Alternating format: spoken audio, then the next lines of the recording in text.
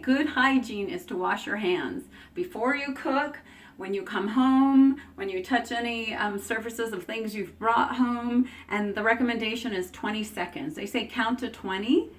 Well, why not say a blessing? But first I have some soap here. Wash your hands and say blessings. I am safe. I am healthy. My family is safe. My family is healthy. I am divinely guided. There is a hedge and a shield of protection around me, around my family, around my house, around the food I eat. God is blessing us. All is well.